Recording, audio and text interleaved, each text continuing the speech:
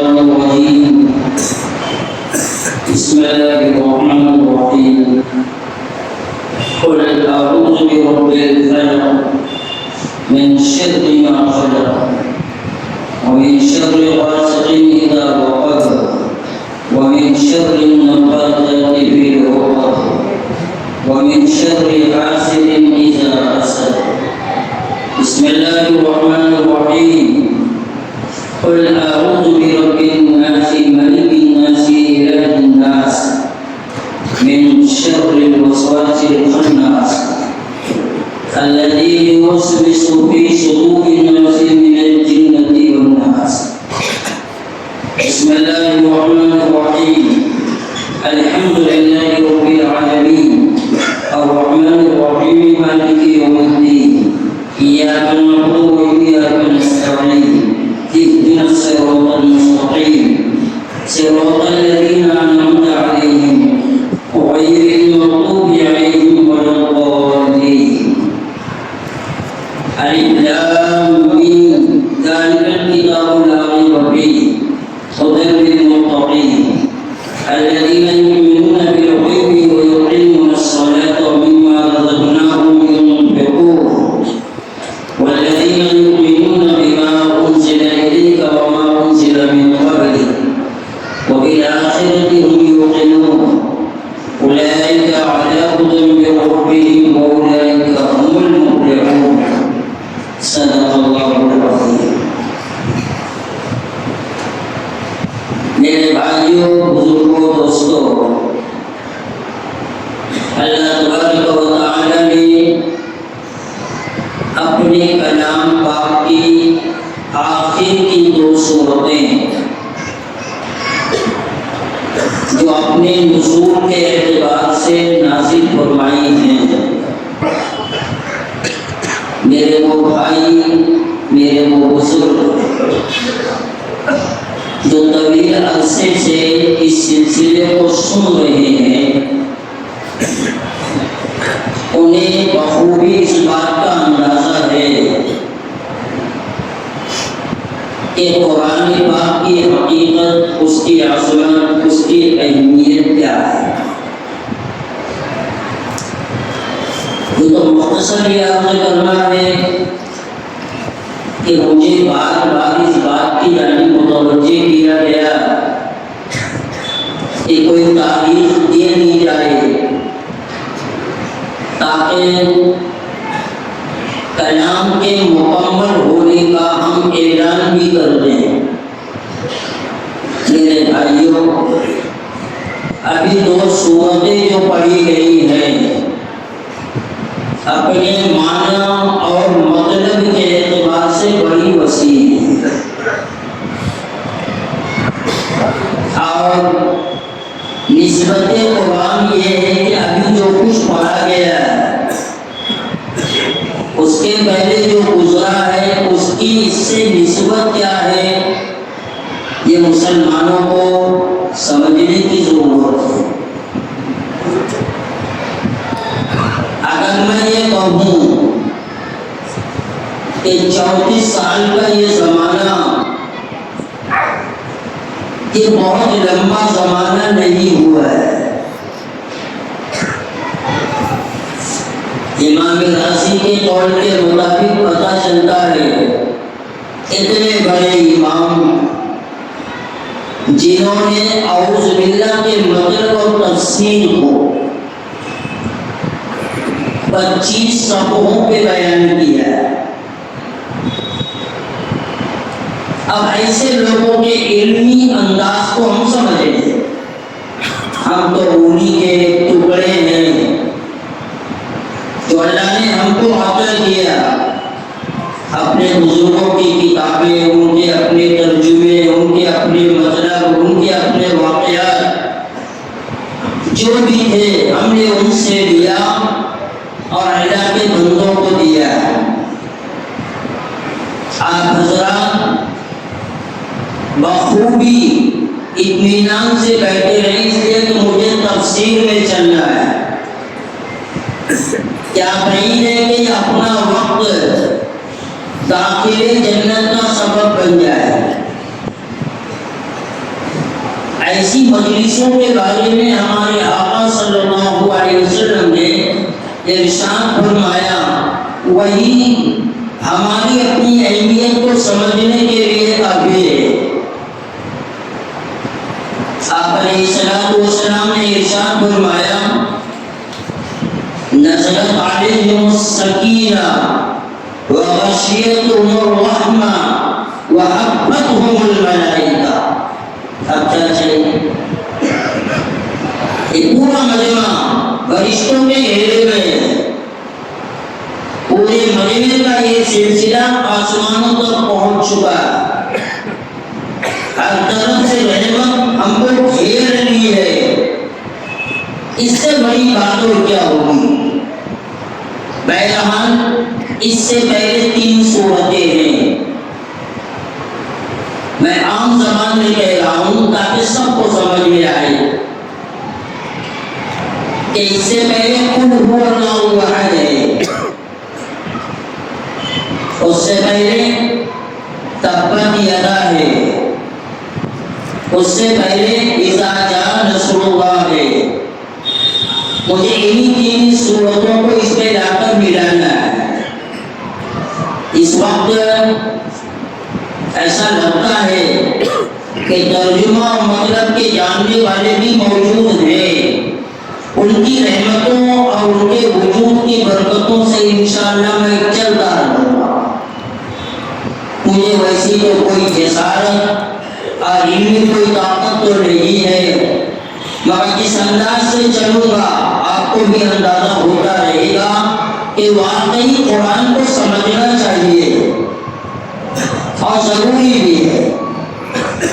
آج یہ گویا کہ میری گزارش ہے کہ ہم کو قرآن سمجھنا چاہیے۔ قرآن کیا ہے؟ قرآن یہ کیا ہے؟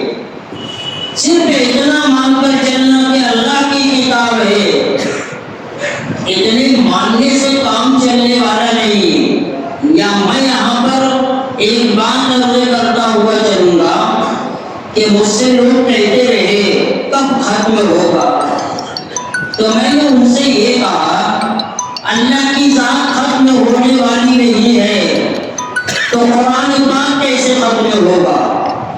تکمیل ہو سکتی ہے، مکمل ہو سکتا ہے۔ کیوں؟ اس لیے کہ اللہ کی ذات لامحدود ہے، تو اللہ کا کلام بھی لامحدود ہے۔ تبھی تو اللہ نے ارشاد فرمایا جہاں سے اتارا گیا ہے وہی واپس کیا جائے گا۔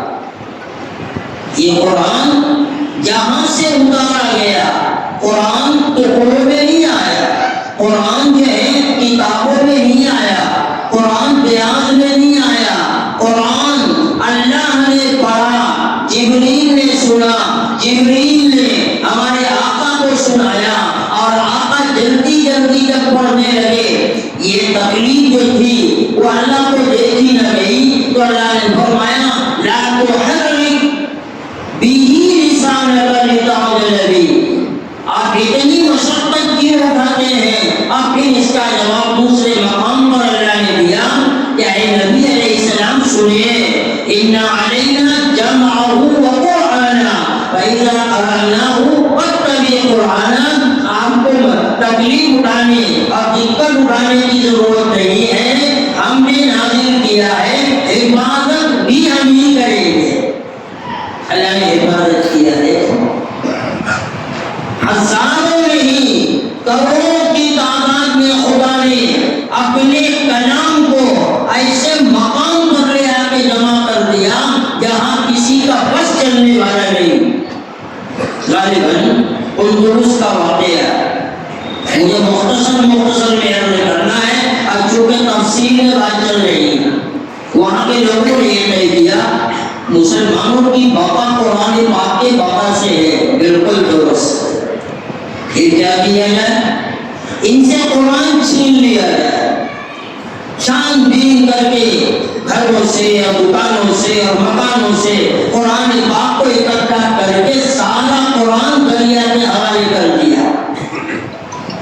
یہاں تک کہ تاریخ بتاتی ہے کہ دریا کا پانی بھی سیاہی کے جیسا ہو گیا اور اور مطمئن ہو گئے کہ اب قرآن ہی نہیں رہا تو مسلمان اپنی اصلی حیثیت پہ کہاں رہے گی. ہوتے ہوتے جمع کرتے کرتے گھر میں پہنچے. کہا بھائی ایک بڑے میاں آئے, بھائی کیا بات ہے, تمہارے پاس قرآن ہے, یہ کون سا قرآن؟ اب ان کو تعجب یہ ہوا کہ یہ کون سا قرآن پوچھتے ہیں, ان کو سمجھ میں نہیں آئی. بڑے میاں نے کہا ارے بھائی ایک وہ قرآن ہے جو کاغذ میں ہے, وہ قرآن یا دوسرا کوئی قرآن؟ بولے نہیں کاغذ والا قرآن. بولے ہمارے گھر میں نہیں ہے. بولے تمہارے پاس کون سا قرآن ہے؟ اپنے بچے کو بلایا, وہ دونوں آنکھوں سے نابینا تھا, ان کے سامنے لا کے کھڑا کر دیا. اب بڑے میاں بولے ہمیں چاہیے کہ ایک مذاق کے انداز میں کہا کہ میرا قرآن یہ. ان لوگوں نے کہا بھائی اب تم ہم سے مذاق نہ کرو, ہم قرآن پوچھ رہے ہیں. بولے ہاں یہ قرآن ہے. بولے یہ کیسے؟ تو بڑے میاں نے اشارہ کیا کہ بیٹا قرآن سنا, اور بیٹا شروع کر دیا. سن لینے کے بعد وہ یہ فیصل کر کے گئے کہ جس کتاب کو خدا نے سینوں میں محفوظ کیا ہو اس کتاب کا مٹانا بہت مشکل ہے. اللہ نے ہمارے سینوں میں محفوظ کیا. جن لوگوں کے سینوں میں محفوظ ہے انہیں خدا کا فضل اور کرم ماننا چاہیے. یہ اللہ کی عطا ہے, ہر ایک کو نہیں دیتا. اللہ کی عطا ہے, ہر ایک کو نہیں دیتا. تو میں نے بھی ایک بات یہ کہی, اس سے پہلے 3 سورتیں جس کا میں مختصر اس سے میں جوڑ بنا دوں. اوپر کی سورہ اخلاص ہے, اس میں کیا بیان کیا گیا, یا وہ سورہ کیوں نازل ہوئی؟ مشرکین نے نبی پاک علیہ السلام سے طنز کے طور پر کہا تو کہتا ہے خدا ہے. کہا ہاں. اس کا تعارف کیا ہے؟ وہ نبی پاک علیہ السلام کے کانوں تک یہ بات پہنچتی ہے, اللہ کے بعد وہ بات پہنچ جاتی ہے. اللہ نے اس سورے کو سورہ اخلاص کہا گیا ہے. اس سورہ اخلاص کے نام سے اللہ نے پوری سورے کو اتارا. گویا کہ سورہ اخلاص کے اندر اللہ کا تعارف پیش کیا گیا.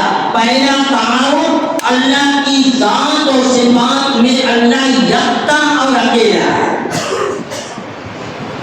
کوئی اگر یہ بولے گا اللہ بولتا ہے تو میں بھی بولتا ہوں, کہ ٹھیک ہے, بہت صحیح بات ہے, ہم بھی بولتے ہیں, ہم بھی سنتے ہیں, مگر سب کی حدیں ہیں, سب کی حدیں ہیں. اتنا بڑا مجمع بیٹھا ہوا ہے, اگر میں عربی میں بولنا شروع کر دوں تو جو عربی جاننے والے ہیں وہی سمجھ پائیں گے, ہر ایک سمجھ نہیں پائے گا. اللہ تمام زبانوں پر قادر ہے. تم قادر ہو, تم اس کی اہمیت رکھتے ہو, تو اللہ کی ذات و صفات میں خدا یکتا. دوسری بات یہ ہے, ممکن ہے اللہ سے پہلے نعوذ باللہ ثم نعوذ باللہ, اللہ سے پہلے کوئی اللہ کہاں ہوگا, اس سے اللہ آیا ہے, اس کا جواب یہ دیا جا رہا ہے لم یلد, اللہ کسی سے پیدا نہیں ہوا.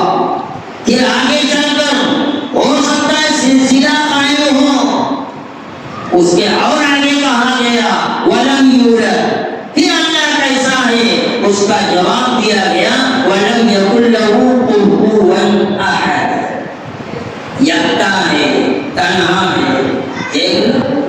دنیا میں دیکھ لو, کیا دنیا میں آج کون سی جماعت نہیں رہتی؟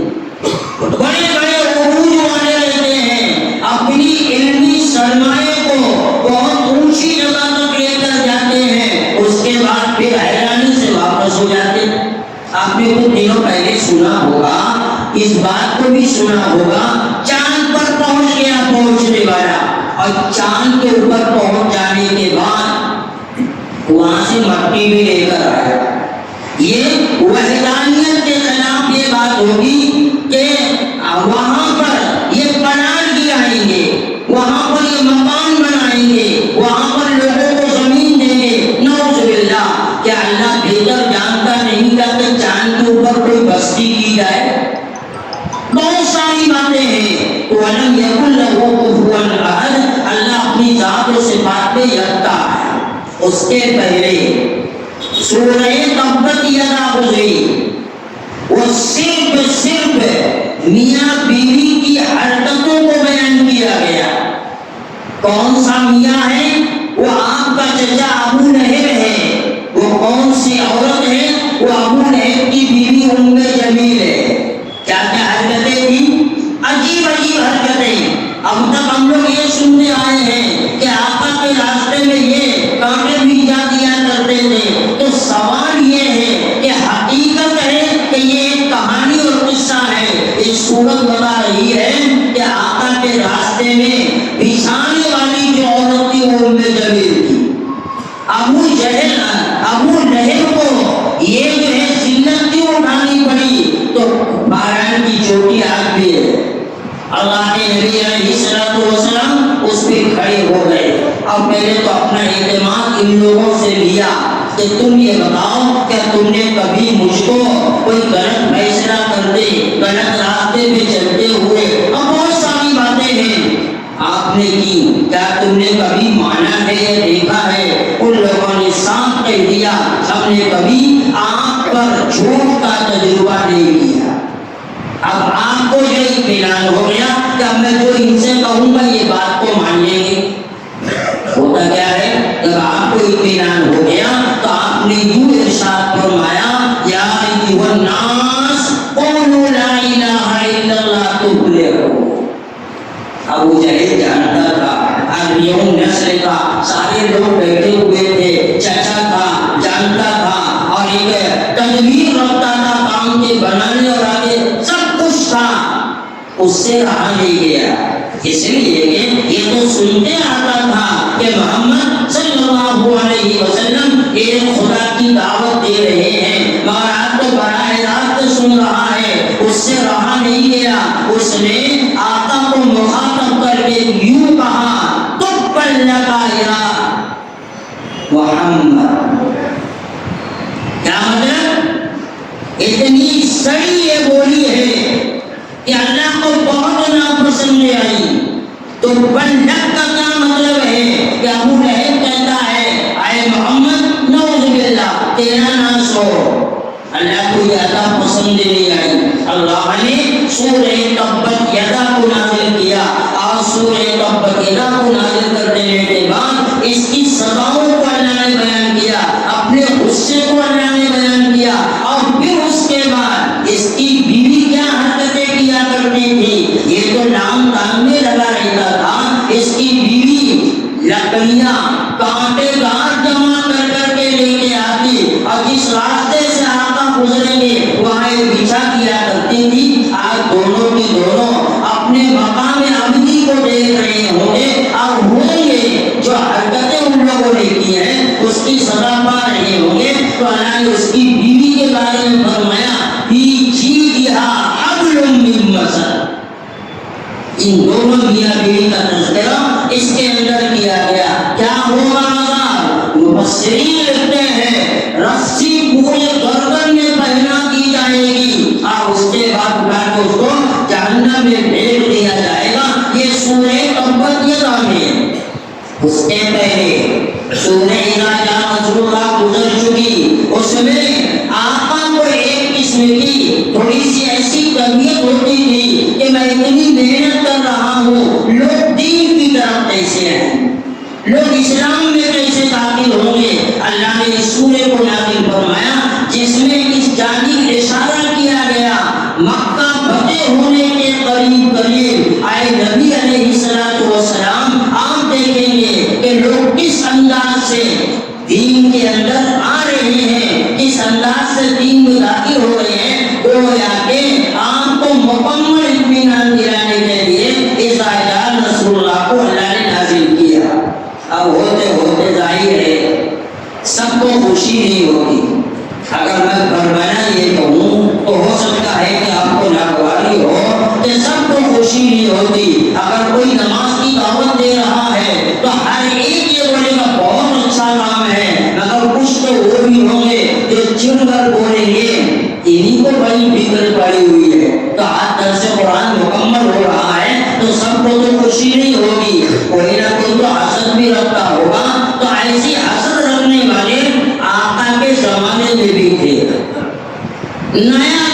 کیا. کیا نیا کام کیا؟ آج کی دنیا میں لوگ کہتے ہیں اس کو اوپر کا ہو گیا. بھائی ہوتا ہی ہے، کریں گے تو ہوگا. ہم کسی کو پتھر اٹھا کے ماریں گے، سامنے والے کو لگے گی تو اس کو زخمی کرے گا.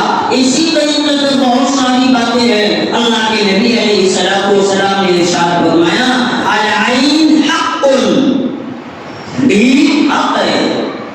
اسی لیے آپ نے ایک راستہ بتایا کہ اگر تم کو یہ ذکر ہے کہ جانور بڑا ہی تندرست ہے، بڑا ہی خوبصورت ہے، تو یہ مت کہو بہت اچھا ہے، اس سے بھیڑ لگ جاتی ہے، نظر لگ جاتی ہے. آقا نے اس کا توڑ بتایا، یوں کہو ماشاء اللہ کتنا اچھا جانور ہے، کتنا اچھا تندرست ہے. تو آقا اللہ کے کلام کو لوگوں کے سامنے پیش کرتے ہیں، اللہ کے کلام کو بتاتے ہیں، دین بتاتے ہیں، دین کا راستہ بتاتے ہیں، اللہ کی عبادت، اللہ کی بندگی بتاتے ہیں. اس میں حسد کی کیا ضرورت ہے؟ ہمارے آقا صلی اللہ علیہ وسلم 23 سالہ نبوت کی زندگی، 40 سالہ آپ کے اعلان نبوت کے پہلے کی زندگی، دونوں کو ہم دیکھیں، تضاد ہے کیا؟ باتیں اگر چلے گی بہت لمبی ہو جائے گی. نبوت سے پہلے آقا دنیا میں آئے اور آپ حلیمہ سعدیہ کے پاس گئے، وہ پالنے لگی. اور حلیمہ سعدیہ نے بہت کوشش کی کہ میرے بھائی جانب سے بچہ دودھ پینے لگے، آپ ہرگز منہ لگانے کو تیار نہیں. وہ ایسے سلسلے چل پڑا کہ آقا نے اپنے اعلان کہنا چاہیے پیدائش سے اس بات کی جانب اشارہ دے دیا اب انصاف قائم ہوگا. کیا اس وقت کے لوگ جو جوتشی کہلاتے ہیں، جو کل کی باتیں بتلاتے ہیں، انہوں نے اس جانب اشارہ دیا تھا کہ آخر الزمان نبی اکرم صلی اللہ علیہ وسلم جب دنیا میں تشریف لائیں گے تو یہ بیٹھا ہوا ہے نا اوبل. آج کی دنیا میں ہمارے سامنے انومان پیش کیا جاتا ہے، ایسے ہم سمجھ لیں اوبل بیٹھا ہوا ہے جو مکہ والوں کا بہت بڑا بت مانا جاتا ہے. اس زمانے کے لوگوں نے کہا تھا کہ اگر آقا نامدار تشریف لے آئیں گے تو یہ ٹک نہیں پائے گا. ادھر دھرتی آتی ہے، زمین کے اوپر قدم مبارک پڑتا ہے، ادھر جو ہے اوبل عہدے منہ زمین پر گرتا ہے. اس زمانے کے جوتشیوں نے کہا ایسا لگتا ہے کہ آقا نامدار نبی اکرم صلی اللہ علیہ وسلم تشریف لے آئے. ان تمام باتوں کو اوپر کی تینوں صورتوں میں بیان کیا گیا. اب اس کے بعد آج 2 صورتیں، ایک سورہ فلق ہے کیوں نازل ہوئی، ایک سورہ ناس ہے کیوں نازل ہوئی. دونوں سورتوں کی آیتوں کو ہم ترتیب میں لائیں گے تو 11 آیتیں ہیں. کیا وجہ تھی کہ 11 آیتوں کی سورت اللہ نے اتاری؟ تو نبی اکرم صلی اللہ علیہ وسلم کی ذات اقدس پر جادو لوگوں نے کروایا. اور کرنے والا کون تھا؟ یہ یہودی. یہ کبھی ہمارے نہیں رہے میرے بھائیوں اور میری ماں بہنوں. مسلمانوں اپنی نئی نسلوں کو سمجھاؤ کہ مانا کہ ان کا نام یہودی نہیں ہے مگر ان کے اعمال تو یہودیت کے ہیں، ان کا طرز یہودیت کا ہے، ان کا زندگی کا انداز وہ سب یہودیت کا ہے. تو آقا نامدار پر لبید نے جادو کیا. جادو کر کے بہت ساری چیزوں کو بیان کیا گیا. جادو کر کے ایک جا کر کنویں میں ڈال دیا گیا. اب آقا نامدار حضرت عائشہ سے کبھی کبھی فرماتے ہیں ایسا لگتا ہے کہ مجھے بھول ہو رہی ہے. عائشہ ذرا تم سمجھو، کبھی اس طرح کبھی اللہ سے دعا مانگتے ہیں اے اللہ میرے کو جو نسیان کا معاملہ ہو گیا ہے اے اللہ میری حفاظت فرما. اس طریقے سے باتیں آپ جو ہے اللہ کے سامنے پیش کر رہے ہیں. اس نے جو جادو کیا، جادو جس انداز سے بھی کیا، ایک گنڈا اس نے بنایا. علامہ جلال الدین لکھتے ہیں ایک گنڈا اس نے بنایا اور گنڈے کو 11 کانٹوں میں اس نے پرویا. 11 کانٹوں میں. ظاہر ہے جادو اب آپ کوئی ڈاکٹر کے یہاں جائیں گے, آپ یہ کہیں گے کہ اس کو جادو ہو گیا ہے, تو ڈاکٹر بھی حیرانی کا اظہار کرے گا کہ اس کو کون سی دوا دی جائے. الغرض یہ آقا نامدار صلی اللہ علیہ وسلم جن حالات سے دو چار تھے, ان حالات کو ختم کرنے, ان حالات کو ہٹانے کے لیے اللہ نے سورہ فلق اور ناس کو نازل فرمایا. حضرت جبرائیل آقا نامدار کو کنویں کے پاس لے کر گئے اور ایک ایک آیت پڑھتے رہے اور وہ گرہ کھلتی گئی, یہاں تک کہ 11 آیتوں کو پڑھا, وہ پوری گرہ کھل گئی. آقا نامدار پوری طریقے سے شیاب ہو گئے, مگر سبب آپ بنتے ہیں یہ سورہ آج بھی موجود ہے. آقا نامدار صلی اللہ علیہ وسلم ان سورتوں کی تلاوت آخری وقت میں بڑے اہتمام سے کیا کرتے تھے. بعض روایتوں میں آتا ہے کہ سونے کے وقت میں آقا نامدار چاروں کل پڑھا کرتے تھے, کہیں یہ آتا ہے 2 کل پڑھا کرتے تھے اور اپنے ہاتھوں میں پھونکتے تھے اور پورے بدن سے آپ بن لیا کرتے تھے. بعض روایتوں میں یہ آتا ہے کہ جب آپ کی طبیعت بہت زیادہ کمزور ہو گئی, یہاں تک کہ آپ کو اٹھنا بیٹھنا مشکل ہو گیا, تو حضرت عائشہ رضی اللہ عنہا سے فرماتے یہ پڑھ لے اور اپنے ہاتھوں پہ پھونک لے, اب میرے اوپر اس کو مل دے, تو گویا کہ یہ قیامت تک کے لیے ہم جیسے تمام مسلمانوں کے لیے شیطانی اثرات سے حفاظت کا خدا نے یہ ذریعہ جو ہے ہم کو آقا کے وسیلے سے اور آقا کے ذریعے عطا کیا ہے. اب سورے کا جو ترجمہ ہے وہ یہ ہے کہ اللہ تعالیٰ ارشاد فرما رہے ہیں قل اعوذ برب الفلق من شر ما خلق ومن شر غاسق اذا وقب. میں پناہ لیتا ہوں اس رب کی جو فلک کا رب ہے, جو پاؤں کو پھاڑتا ہے. ہم کسان کیا کرتا ہے میرے بھائیوں, زمین میں بیج کو جما دیتا ہے, بیج کو سیدھا کرنا اور بیج کو پھاڑ دینا اور بیج کے اندر سے پودے کا نکل جانا وہ ہمارے تمہارے بس کی بات نہیں ہے. تو وہ فلک کا پھاڑنے والا, اور میں پناہ لیتا ہوں اس رب کے, اس رب سے پناہ لیتا ہوں اس رب سے جس نے وہ پیدا کیا لوگوں کی تمام برائیوں میں ان تمام چیزوں سے جس سے انسان کی حفاظت کی جائے. اور اس کے بعد آگے اللہ فرماتے ہیں وَمِن شَرِّ غَاسِقٍ إِذَا وَقَبَ, اور پناہ لیتا ہوں اس شر سے جو اس کے بعد آنے والا ہے. وہ ان سورتوں کا اہتمام ہمیں اور آپ کو کرنا چاہیے, ہمیں اور آپ کو کرنا چاہیے. جو کہتے ہیں یہاں ہماری ماں بہنیں بھی ہیں, بچہ بہت روتا ہے کیا کیا جائے, تو بچہ بہت روتا ہے تو اس کو دیکھا جائے, فلق اور ناس پڑھ کے پھونک دیا جائے. آقا کو ہوا تو آقا کے ذریعے ہوا کہ اللہ نے علاج کو اتار دیا. ہمارا کام ہے ہم اس کے اوپر عمل کریں. تو غرض یہ کہ آقا کے ذریعے سے امت کو دیا گیا وَمِن شَرِّ نَفَّاثَاتِ فِي الْعُقَدِ, اور اس برائی سے جو گرہ باندھ کر جادو کے ذریعے سے کی گئی ہے, اے اللہ میں تیری پناہ لیتا ہوں. بتائیے ہم ذرا غور کریں, اور ان صورتوں سے پتہ چلتا ہے اللہ کا جو اعلان حجۃ الوداع کے موقع پر ہوا کہ اليوم اکملت لکم دینکم واتممت علیکم نعمتی, یہاں پر آ کر ہم کو مکمل معلوم ہوتا ہے کہ اگر برائیاں شیطانی اثرات سے آئیں, خباثت سے آئیں, ہیل سے آئیں, نظر سے آئیں, اس کا بھی توڑ قرآن پاک کے اندر موجود ہے. ہم اور آپ غور تو کریں. ابھی میں نے ابتدا میں کہا تھا ہاں یہ اللہ کی کتاب ہے, اس کی اہمیت کیا ہے, اس کی عظمت کیا ہے, ہم اور آپ اس کے اوپر غور کریں. اور آج اگر ہم اس فیلڈ کو لے کے بیٹھے ہوئے ہیں کہ آج قرآن پاک کی تکمیل ہو رہی ہے, اللہ اس کو تکمیل بھی فرمائے اور اللہ اس کی ابتدا بھی ہم لوگوں سے فرمائے.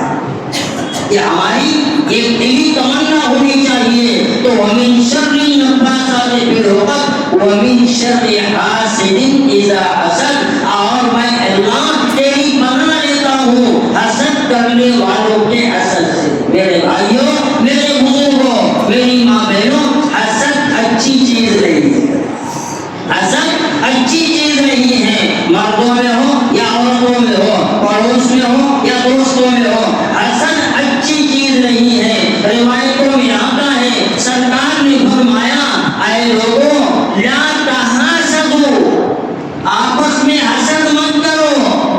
اے لوگوں لا تباغضوا، آپس میں بغض مت رکھو۔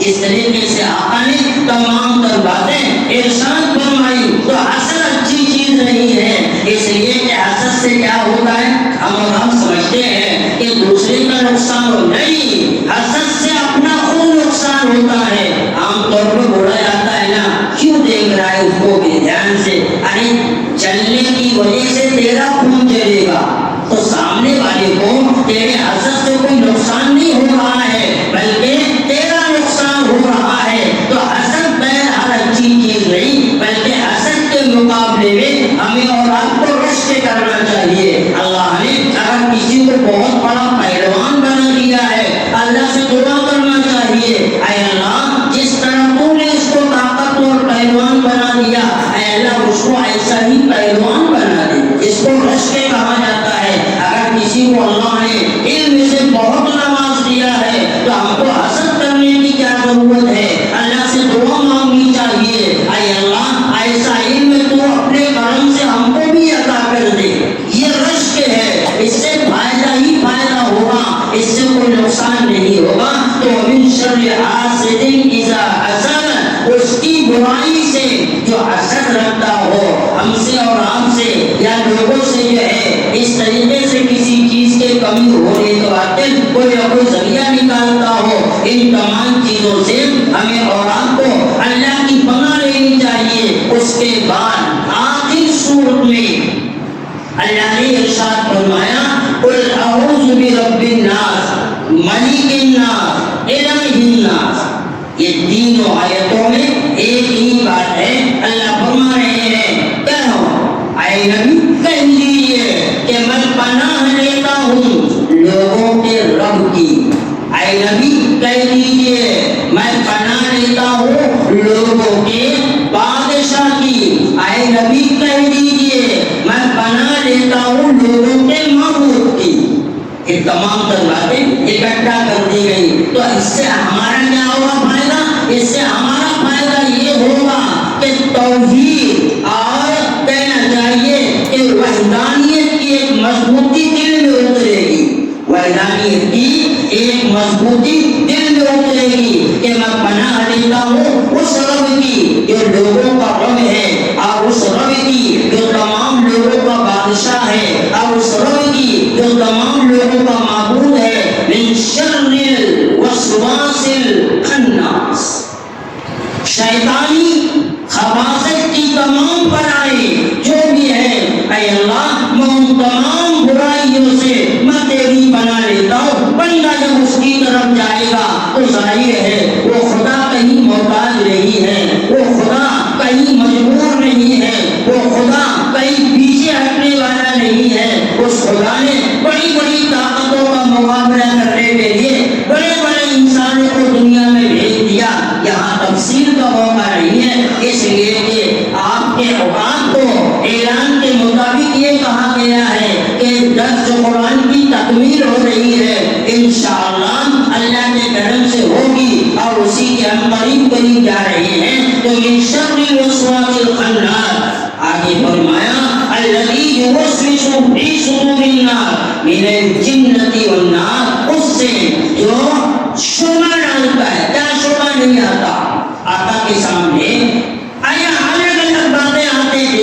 ایک صحابی آئے، عرض کیا کہ یا رسول اللہ مجھے کبھی یہ شبہ ہونے لگتا ہے آج اللہ ہے، اللہ سے پہلے کون اللہ تھا؟ اے اللہ کے نبی اگر ایسا وسوسہ آ جائے تو میں کیا کروں؟ آقا فرماتے ہیں استقم باللہ، اپنے ایمان کو مضبوطی کے ساتھ قائم کر۔ دوسری روایتوں میں آتا ہے کلمہ طیبہ کا ورد کیا کر، اور روایتوں میں آتا ہے لا حول ولا قوت الا باللہ پڑھا کر۔ اس قسم کی تو شبہات تو آتے ہیں، شبہات جو آ رہے ہیں ہمارے دل میں، اے اللہ اس سے ہماری تیرے اپنی مدد سے اور تیری اپنی طاقت سے حفاظت فرما۔ جو لوگوں کو سینوں میں اتری ہوئی ہے، چاہے وہ آنے والی بنائیں جو علم چونڈا ہم سن لیں، آنے والی بنائیں کسی بھی ذریعے سے آئیں، من الجنتی، شیطان شیطانوں کی جانب سے آئیں. تو اللہ معاف کرے، شیطانوں سے 4 قدم آگے انسان بڑھ چکا ہے. اس میں جادو اور ٹونے میں اگر کسی کا کچھ ٹھیک ہے میں کرتا ہوں، یہ کرنے والا اگر آج دنیا میں کسی کی جان لیتا ہے، آج دنیا میں کسی کی صلاحیت کو زنگ لگاتا ہے، آج دنیا میں کسی کی ہجر کراتا ہے یا کرتا ہے، قیامت کے دن کیا حال بنے گا؟ حضرت عمر رضی اللہ عنہ فرماتے ہیں کہ جو دنیا میں کسی مسلمان کی آبرو سے کھیلے، دنیا میں کسی مسلمان کی آبرو سے کھیلے، کل قیامت کے دن ساری مخلوق کے درمیان رہ کر اس کی آبرو سے کھیلا جائے گا. حضرت عمر دعا کیا کرتے تھے، اے اللہ دنیا میں جس انداز سے چاہے مجھے رسوا کر لے، مگر قیامت کی رسوائی سے میری حفاظت فرما. ایک شخص نے کہا کہ عمر آخر ایسا کیوں کہتے ہو؟ حضرت عمر نے فرمایا، 10 بار دنیا میں کتنے لوگوں کے سامنے ذلت ہوگی؟ ارے 1000 آدمی ہو، 10,000 آدمی ہو، اتنے لوگوں کے سامنے ذلت ہوگی، مگر قیامت کا دن ہوگا اگر وہاں خدا ذلت میرے مقدر میں ڈال دے تو سارے لوگوں کے سامنے ذلیل ہونا ہوگا. اس لیے میں اللہ سے یہ مانگتا ہوں کہ اللہ قیامت کی ذلت سے ہماری حفاظت فرما. آج کی رات کی صورتیں جو ہیں اس وقت پڑھی گئی ہیں، ہم اللہ سے یہ دعا مانگے، اے اللہ ہم نے اپنی زندگی کا وقت کبھی چاہتے ہوئے بھی اور کبھی نہ چاہتے ہوئے بھی ہم درس قرآن کے وقت نکال کر آتے تھے اور ہم سن لیا کرتے تھے. یہ بھی ہمارے لیے مغفرت کا ذریعہ ہے، یہ بھی ہمارے لیے مہربانی کا ذریعہ ہے. آگے کتنے لوگ یہاں بیٹھے ہوئے ہیں اور جتنی ہماری ماں بہنیں ہیں، سب سے میں گزارش کروں گا کہ وہ سارے کے سارے لوگ ایسے قرآن کی مجلسوں میں جہاں بھی ہوتی ہو زندگی کا قیمتی وقت جو ہے نکال کر اپنے آپ کو اس میں شریک کرنے والے بنے. کیا بعید ہے ہماری شرکت سے کسی اور کی زندگی بن جائے گی، اس کا فائدہ ہم کو ہوگا، ہماری جنت بنے گی، ہماری آخرت سنورے گی اور ہمارے بال بچوں کے لیے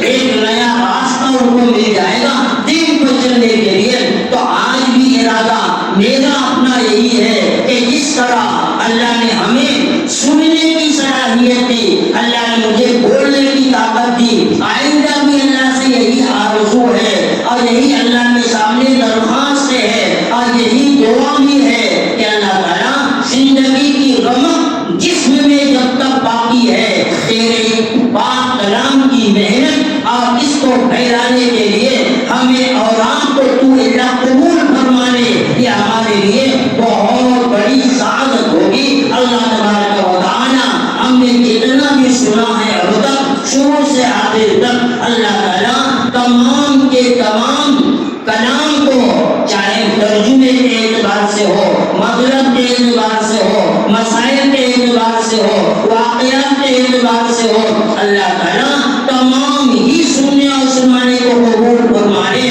اور ہم سب کے لیے ذخیرے آخرت بنا دے.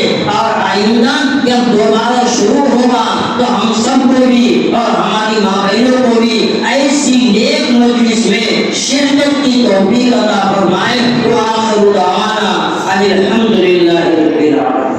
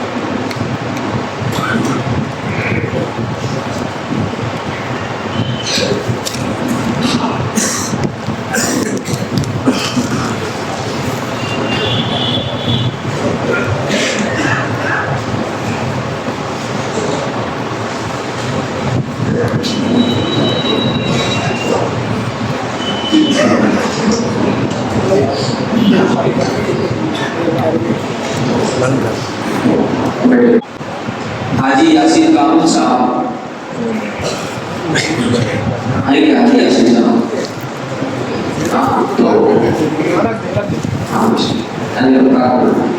آج یوسف سے کابل صاحب جناب ابو سفیان امام صاحب وہ بھی تشریف لائے ماشاءاللہ.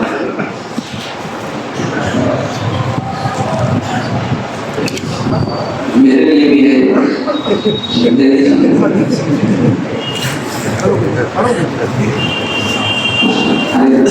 مولانا ناصر مولانا صاحب آپ ان کو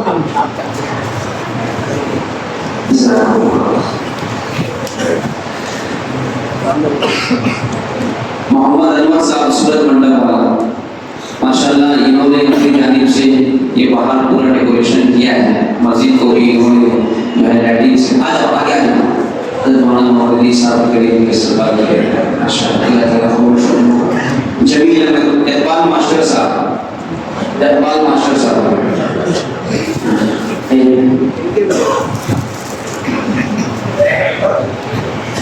ادھر نے اقبال ماسٹر صاحب محمد سالم قاری محمد الیاس صاحب جمیل احمد حوض سیٹ صاحب یار پہ وہ دیکھنا ہے. خلیل احمد شفیع حسن صاحب عبد اللطیف صاحب ابھی صاحب کی خدمت میں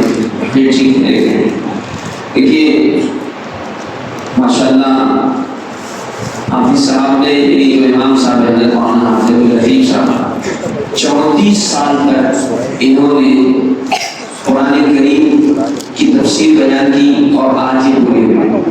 اس کا بدل تو اللہ دے, اس کا کوئی بدل نہیں ہے دنیا میں. ہاں پوری کائنات بھی دے دی جائے اس کا بدل نہیں ہو سکتا. لیکن چونکہ ہم انسان ہیں ہماری جانب سے بھی اور اہلیان محلہ کی جانب سے مسلیان کی جانب سے ہماری جو مائیں اور بہنیں ہیں ان کی جانب سے بھی کچھ نہ کچھ ہدیہ یہ لوگ پیش کر رہے ہیں اپنی مثال کے مطابق. اور ماشاءاللہ یہ عظیم رقم ہے جس کی آمد پہ یعنی جس کا تخمینہ بیٹھتا ہے 1,01,000 روپے ماشاءاللہ. بہت ایک بڑی رقم ہے. آج ان حالات کے اعتبار سے میں گزارش کروں گا جناب خلیل احمد شفیع حسن صاحب آپ اپنے دست مبارک سے ہمارے یہ جو تمام مسلیان ہیں مسئولات ہیں مائیں بہنیں ہیں ان کی جانب سے حافظ صاحب کی خدمت میں پیش کریں. حافظ صاحب سے درخواست ہے کہ یہ حقیق سا نذرانہ آپ اسے قبول فرمائیں. اگر مولانا محمد ادریس صاحب سے درخواست ہے آپ اور بھی اہلیان محلہ کی جانب سے بہت سارے ہدایات اور تحفے بھائی جو لوگ دینا چاہتے ہیں تو ایک ایک کر کے آ جائیں. یار پہ وہ ڈپیا دیکھنا تو کل کی ڈپیا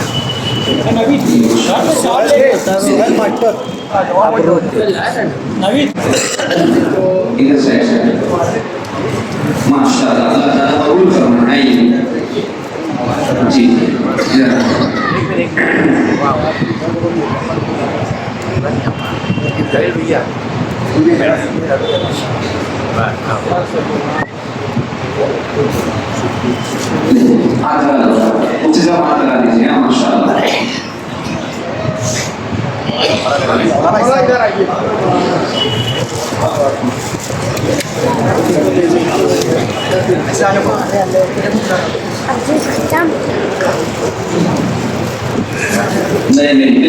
نہیں وہ بات کرو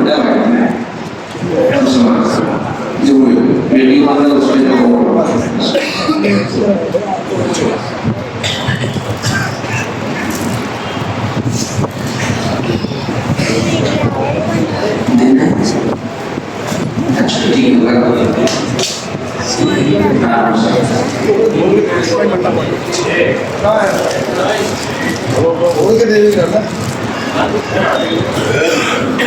ارے وہ باکس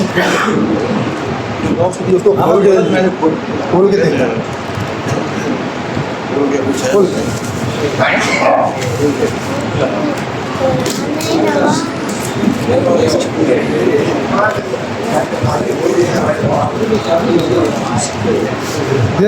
ماشاء اللہ بہترین شیلڈ ہے.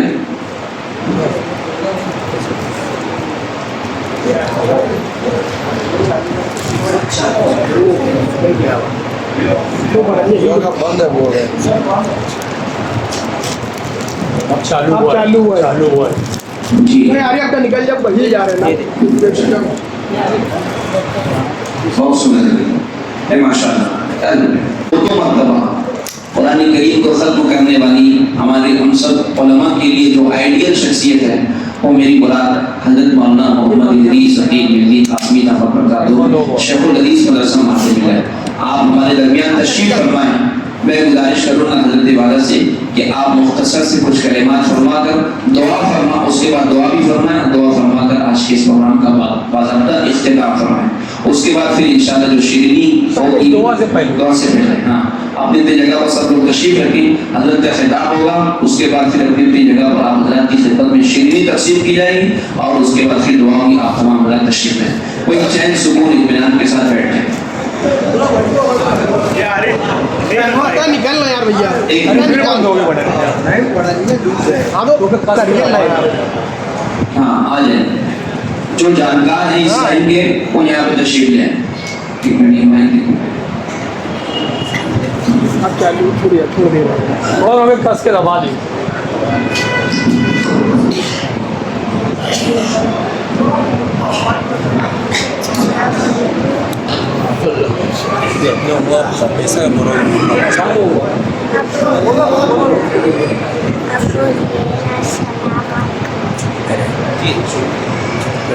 بسم الله الرحمن الرحيم الحمد لله رب العالمين والعاقبة للمتقين الصلاة والسلام على سيد الأنبياء والمرسلين محمد وعلى آله وصحبه أما بعد قال الله تعالى ثم أورثنا الكتاب الذين اصطفينا من عبادنا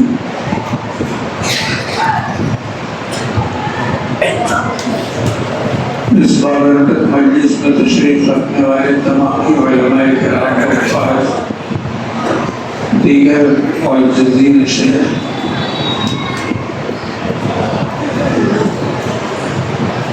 اس مجلس کے بارے میں حافظ عبداللطیف صاحب نے تقریباً 10 روز پہلے مجھ سے ذکر کیا. میں نے اپنی خوشی کا اظہار کیا انشاءاللہ میں ضرور آؤں گا. چالو ہے. اللہ کا شکر ہے کہ عدالت کے باوجود میں یہاں حاضر ہوا. آنے کے بعد بے انتہا خوشی اور مسرت محسوس کی. سب سے پہلے میں حافظ عبداللطیف صاحب کو بہت بہت مبارکباد پیش کرتا ہوں کہ اللہ نے ان سے بڑا عظیم شان کام دیا.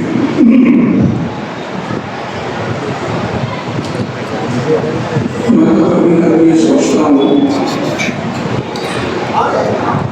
درس دینے والا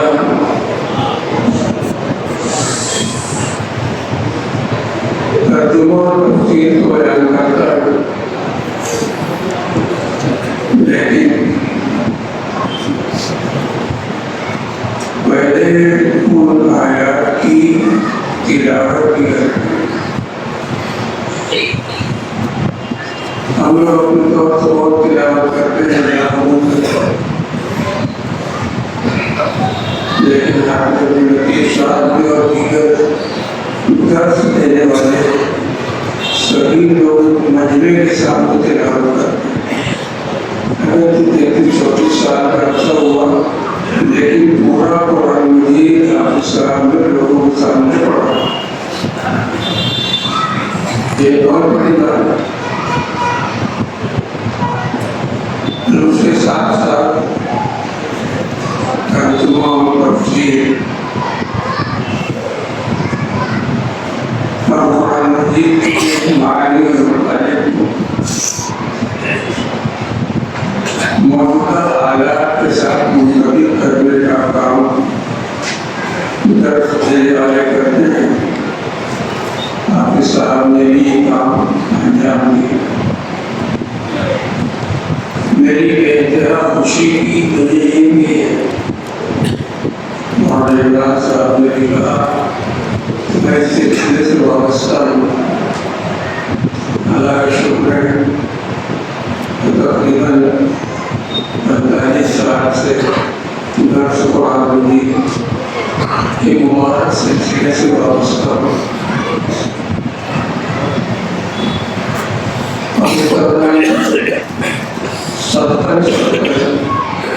تین مرتبہ قرآن مجید کی تکمیل درس کی تکمیل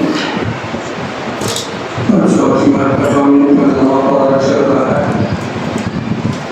یہ کوئی بہت تعلیمی کی بات نہیں ہے، اپنے نوجوان علماء کی حوصلہ افزائی کے لیے یہ بات بیان کر رہا ہوں۔ اللہ قبول کرے اور بڑی بات۔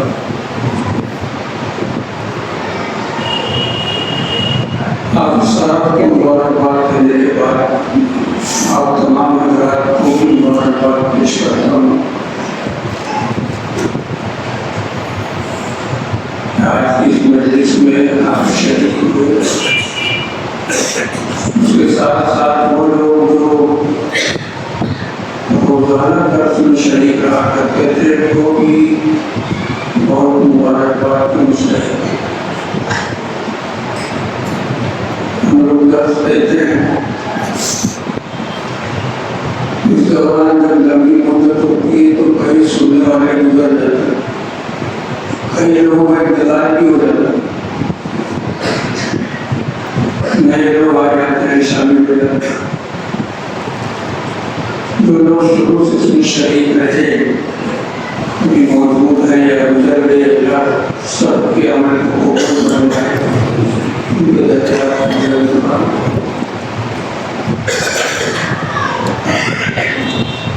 ایک بات میں آیت کی روشنی میں یہ کہنا چاہتا ہوں کہ اللہ تعالیٰ نے اپنے بندوں میں سے کچھ لوگوں کو منتخب کیا، قرآن مجید کے پڑھنے پڑھانے سے لے کے اس کی ترجمہ تفسیر تک جو لوگ اس میں لگے وہ اللہ کے چنے ہوئے بندے۔ فرمایا ثم اورثنا الکتاب الذین اصطفینا من عبادنا، میرے بندوں میں سے میں نے جن کو چنا ہے ان کو کتاب کی ذمہ داری دی۔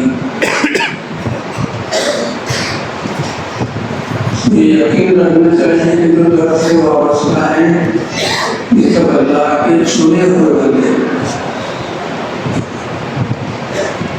اس لیے بہت قابل قدر ہے۔ محترمات کے آپ صاحب بہت اچھی طریقے سے جانتے ہیں کہ اس کے قابل کے ساتھ 33-34 سال لگے رہنا میرے توفیق الہی کے نہیں ہو سکتا۔ میرے توفیق ہے تو لگے ہوئے، کئی جگہ شروع ہوتا ہے تب بھی ہو جاتا ہے، لیکن آپ صاحب نے نظر کی یہاں بلکہ قلعہ کی مسجد میں بھی ایمان درس دیا دیتے ہیں،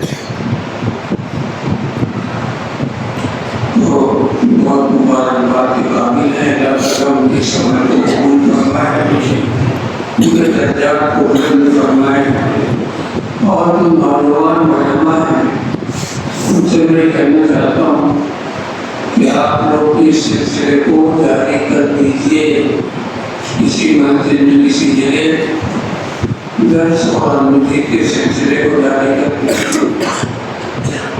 آپ سب گواہی دیں گے کہ ہم لوگ اگر سے مدرسوں کے اندر پڑھے ہیں، تفسیر حدیث پڑھ چکے، لیکن جب درس دینا لگتا ہے تو ہم مطالعہ کرتے ہیں، اس مطالعے کے نتیجے میں ہمارا علم تازہ بھی ہوتا ہے، اس میں اضافہ بھی ہوتا ہے، یعنی درس دینے والے کا اپنا فائدہ بھی اس کے اندر ہے۔ عوام کو جو معلوم ہوگا وہ اپنی جگہ، لیکن درس دینے والے کا بھی اس میں فائدہ ہے،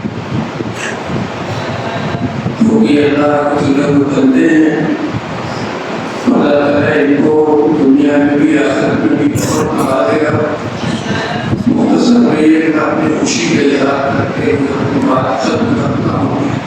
اللہ تعالیٰ اس مجلس کو، مجلس کے شرکاء کو بہت بہت قبول فرمائے اور آپ اس کا صحت عافیت کے ساتھ عطا فرمائے۔ وآخر دعوانا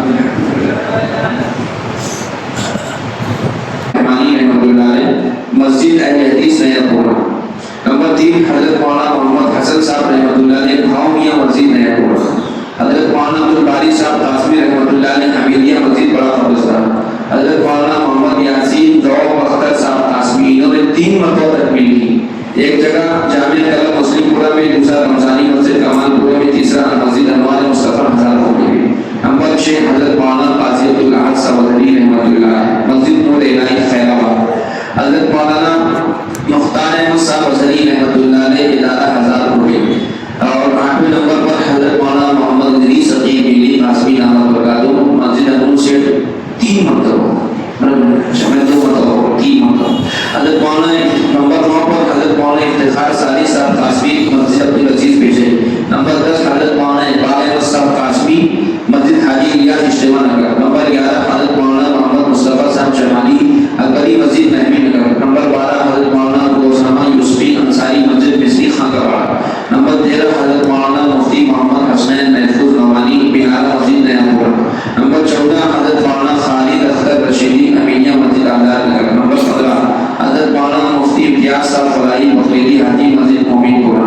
نمبر 16 حضرت مولانا محمد العین محفوظ رحمانی مسجد ہدایت الاسلام بسم اللہ آباد۔ نمبر 17 حضرت مولانا عیسیٰ احمد صاحب میلی مسجد زینب رمضان پورہ۔ نمبر 18 حضرت مولانا محمد انور صاحب مظاہری مسجد خانقاہ مجددیہ نشاد نگر۔ نمبر 19 حضرت مولانا اقبال احمد میلی یونی مسجد خلا۔ نمبر 20 فیروز آصفی صاحب مسجد باد غلام پاس۔ نمبر 21 مولانا محمد مصطفیٰ یوبی صاحب مرحوم شعیب وکیل کے آفس سردار نگر میں۔ اور حضرت مولانا عبداللطیف صاحب صدیقی مدنی مسجد نیا پورہ میں۔ اسی طریقے سے ہماری جو بہنیں ہیں جنہوں نے ختم کیا ہے، 23ویں نمبر پر صالحاتی سمیہ بانو کی تو مولانا نہال احمد میلی اسلام آباد میں۔ 24ویں نمبر پر صالحاتی شبیرہ بانو کی تو شبیر احمد اسلام پورہ۔ نمبر 25 صالحاتی سعودہ ریحان بن حافظ عبدالقدوس عقیل رحمانی موتی پورہ میں۔ نمبر 26 صالحاتی عابدہ تبسم بن تو مولانا محمد ادریس عقیل ملی قاسمی رحمانی نیا پورہ میں۔ 27ویں نمبر پر بناتی نازیہ تسکین بن خلیل احمد اسلام پورہ میں، انہوں نے 2 مرتبہ تکمیل کی۔ نمبر 28 طاہراتی زکیہ نکاح زوجہ مولانا عبدالسلام بیٹی رونق آباد۔ نمبر 29 بناتی لبنہ تحسین زوجہ حافظ عبدالمالک جمالی گلشن معصوم۔ 30ویں نمبر پر ہے صالحاتی شبینہ شیرین بن خورشید احمد مدرسہ حاضرہ علمرہ۔ اس طریقے سے 30 لوگوں کے نام میں نے ابھی پیش کیے، اور یہ ٹوٹل ہمارے شہر کی مساجد تقریباً 200 مساجد کے اندر درس قرآن جاری ہے، اور مستورات جو ہماری جو عالمات ہیں جو بہنیں ہیں جو درس قرآن دیتی ہے تقریباً 137 جگہوں پر جاری ہے۔ اللہ تعالیٰ ان تمام درس قرآن دینے والوں کو بہت بہت قبول فرمائے۔ بہت ہی فعال ہے ہمارے یہ خلیل بھائی، علی بھائی اور بھی بہت سارے لوگ ہیں اس کے اندر، انہوں نے کافی محنتیں کی ہیں۔ اللہ تعالیٰ سب کی محنتوں کو بے انتہا قبول فرمائے۔ اور ہماری بہنیں مستورات جنہوں نے نذرانہ دینے میں، ہدیہ اور گاؤں دینے میں، اس پروگرام کو چمکانے کے لیے جتنے لوگوں نے بھی کوششیں کی ہے، اللہ تعالیٰ سب کی کوششوں کو بے انتہا قبول فرمائے۔ میرے بھائی ادھر بھی دونوں ہیں جی ہاں، حافظ صاحب کا جن لوگوں نے اکرام کیا ہے، اللہ تعالیٰ ان کا بھی خوب اپنے شایع نشان اکرام فرمائے اور جنت الفردوس کے اندر اعلیٰ سے اعلیٰ مقام عطا فرمائے۔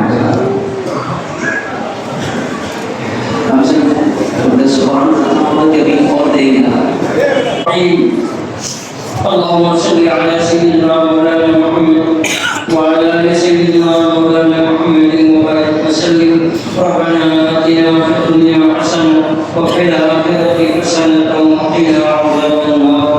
رب اجعلني مقيم الصلاة ومن ذريتي ربنا تقبل دعاء.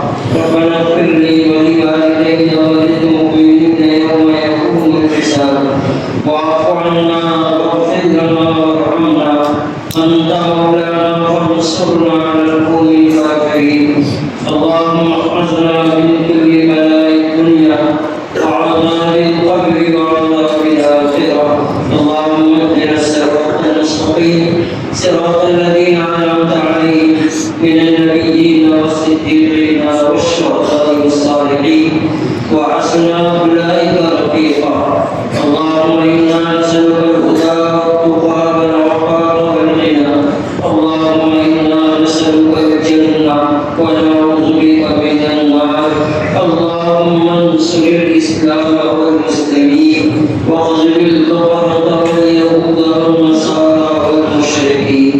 اللهم أعز الإسلام والمسلمين واخذل الكفرة واليهود والنصارى والمشركين. اللهم من أحييته منا فأحيه من الإسلام ومن توفيته منا فتوفه على الإيمان. خداوند ہم سب کی مغفرت فرما، ہمارے چھوٹے بڑے تمام تر گناہوں کو معاف فرما، ہماری ماں بہنوں کے چھوٹے بڑے تمام تر گناہوں کو معاف فرما. اے اللہ اس مجلس کو قبول فرما، اے اللہ بیٹھنے والوں کو قبول فرما. اے اللہ تیری ذات لامحدود نہیں ہے، تیرا کلام بھی لامحدود نہیں ہے. اے اللہ تیرے کرم، تیرے فضل، تیری مہربانی اور اے اللہ تیری مدد سے یہ طویل زمانے تک یہ سلسلہ تو نے قائم کرتے ہوئے اے اللہ تکمیل تک پہنچایا ہے. اے اللہ ہماری بس کی بات نہیں ہے، اے اللہ ہمارے اندر یہ طاقت نہیں ہے، اے اللہ ہماری تدبیریں بیر ہیں. اے اللہ تو نے توفیق دی کہ اس کام کو ہم نے پورا کیا. اے اللہ اس کام کی تکمیل پر ہم کو مزید اے اللہ علوم دینیہ سے مالا مال فرما، ہمارے دینیہ سے مالا مال فرما، فرائض کو زندہ کرنے کی توفیق عطا فرما. تیرے محبوب آقا کی سنتوں سے محبت نصیب فرما. اے اللہ بڑی مشقتوں کے ساتھ یہ دین اور یہ قرآن اور یہ اللہ مذہب اسلام ہم تک پہنچا. اے اللہ ہمارے بڑوں نے بہت محنت کی ہے. اے اللہ بلال نے اپنے سینے میں پتھر کروایا ہے. اے اللہ سمیہ اس میں شہید ہوئی ہے. اے اللہ سید الشہداء حضرت حمزہ رضی اللہ عنہ اس میں شہید ہوئے ہیں. سرکار کے دندان مبارک شہید ہوئے ہیں. اے اللہ آپ کی کمر مبارک پر اوجھ ڈالی گئی ہے. اے اللہ اتنی مشقتوں اتنی قربانیوں کے بعد اے اللہ یہ دین اور یہ قرآن اور یہ اللہ تیرے احکام تیرے نبی کے طریقے ہم تک پہنچے ہیں. اے اللہ ہم نے جو بھی انداز اختیار کیا ہے اے اللہ تیرے کرم اور تیرے فضل کے مقابلے میں کوئی حیثیت نہیں. اے اللہ اپنے کرم سے اس تکمیل کو قبول فرما، اپنے کرم سے ہمارے لیے ذخیرہ آخرت بنا. اے اللہ اس قرآن کو سنتے سنتے نہ جانے کے دنوں دنیا سے چلے گئے ہیں. اے اللہ ان کی شرکت کو قبول فرما اور اے اللہ جو سنا ہے اے اللہ ان کے لیے عافیت کا ذریعہ بنا. اے اللہ اس موقع پر اے اللہ دعائیں قبول ہوتی ہیں. اے اللہ اس مجمع میں اور اس مجلس میں ہمارے نوجوان بھی ہیں، ہمارے بزرگ اور ہمارے اپنے درمیان اہل علم بھی ہیں. اے اللہ ہماری پوری ماں بہنیں بھی ہیں. اے اللہ تہجد گزار عورتیں بھی ہیں. اے اللہ تیرے کرم سے ان کی یہ شرکت ہوئی ہے. اے اللہ تو ہی نے توفیق دی ہے کہ انہوں نے سنا ہے. اے اللہ ان کو عمل کی توفیق عطا فرما. اے اللہ آئندہ جو شروع ہوگا مزید ہمارے بھائیوں بہنوں کو اے اللہ شریک ہونے کی توفیق عطا فرما. اے اللہ جتنے لوگ بیچارے اے اللہ بیمار ہیں جن کی درخواستیں یہاں آئی ہوئی ہیں اور بہت سارے وہ ہیں جن کی درخواستیں یہاں نہیں ہیں. اے اللہ ان سبوں کو شفاء کلی عطا فرما. سب بیماریوں سے ان کو حفاظت فرما، ان کو صحت اور اے اللہ عافیت نصیب فرما. اے اللہ ہم سب کی جانب سے ہمارے محبوب آقا کو بہترین صلاح عطا فرما. اے اللہ آپ کی ازواج مطہرات کو بہترین مقام عطا فرما. تمام صحابہ کرام کو بہترین مقام عطا فرما. اے اللہ ہمارے نوجوان نسلوں کی اللہ بھرپور حفاظت فرما. یہودیت سے حفاظت فرما، یہودیت کے فتنے سے حفاظت فرما، ان کے طرز زندگی سے حفاظت فرما، ان کے لباس سے حفاظت فرما، ان کی بات چیت سے حفاظت فرما، بڑوں کا اکرام زندہ فرما. چھوٹوں میں شفقت کی توفیق عطا فرما اے اللہ ہماری میاں بیوی کے درمیان جو جھگڑے ہیں اس کو ختم فرما اے اللہ حسن سلوک کے ساتھ زندگی گزارنے کی توفیق عطا فرما اے اللہ حقوق العباد کو ادا کرنے کی توفیق عطا فرما ہمارے محبوب آقا کو مقام محمود عطا فرما آپ کے قدرت کے لوگوں میں ہمارا شمار فرما آپ کی سفارش کا ہم کو مستحق بنا اے اللہ جو مانگا وہ بھی عطا فرما جو مانگنے سے رہ گیا اے اللہ کو عطا فرما جو زندگی ہے اے اللہ تیری عطا کے ساتھ گزارنے کی توفیق عطا فرما اور اے اللہ آخری گزارش یہ ہے مرنے کے وقت میں تیرا محبوب کلمہ ہماری زبانوں پر جاری فرما شیطان کے شرور و فتن سے ہماری حفاظت فرما ہماری نئی نسلوں کی حفاظت فرما ہماری بچیوں کی حفاظت فرما